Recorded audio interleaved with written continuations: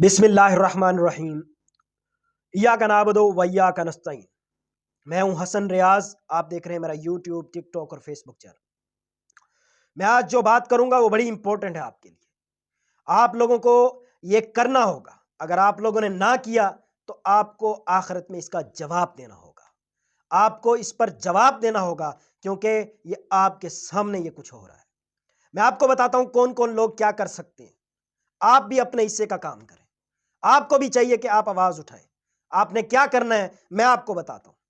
جو لوگ مال لگا سکتے ہیں وہ لوگ مال لگائیں۔ میں مسئلہ فلسطین کے اوپر بات کر رہا ہوں، میں غزہ کے لوگوں کے اوپر بات کر رہا ہوں، مسلمانوں کے اوپر بات کر رہا ہوں، وہ نوزائیدہ بچوں کے اوپر بات کر رہا ہوں جن لوگوں کو شہید کیا جا رہا ہے، جن لوگوں کو مارا جا رہا ہے، جن لوگوں کے حالات بہت ڈاؤن ہیں، جن کی کوئی نہیں سن رہا پوری دنیا کے اندر۔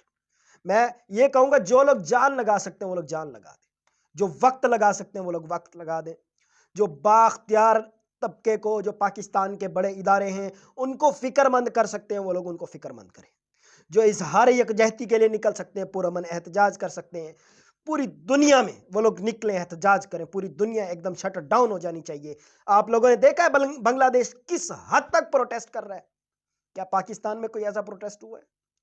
بنگلہ دیش میں اتنے بڑے لیول پہ پروٹیسٹ ہو رہا ہے کہ بنگلہ دیش کی گورنمنٹ نے بڑے ہائی لیول پہ وہاں پہ آواز ریز کی ہوئی ہے۔ کیا ہم پاکستانی سو رہے ہیں؟ کیا ہم پاکستانیوں کے سپاہ سالار سو رہے ہیں؟ کیا ہماری فوج، کیا ہمارے ادارے نہیں جانتے ان چیزوں کو؟ جو لکھ سکتا ہے وہ لکھے۔ جو سوشل میڈیا کے ساتھ، سوشل میڈیا کے تھرو، سوشل میڈیا ایک ایسی پاور ہے، ایک ایسی پاور ہے جو سب کچھ کاٹ کے رکھ سکتی ہے۔ سوشل میڈیا کے تھرو، سوشل میڈیا کو استعمال کرتے ہوئے پوری دنیا میں اپنی آواز ریز کریں اور اپنا بیان دیں۔ جو لوگ کچھ بھی نہیں کر سکتے، ڈرتے ہیں، جن لوگوں کو اس چیز کا ڈر ہے کہ ہمارے ساتھ خدا نخواستہ کیا ہو جائے گا، دیکھیں اس چیز کا جواب دینا ہوگا آپ کو قیامت والے دن، آخرت والے دن۔ آپ سے پوچھا جائے گا کہ آپ کے مسلمان بھائیوں کے ساتھ ظلم ہو رہا تھا تو آپ نے کیا کیا؟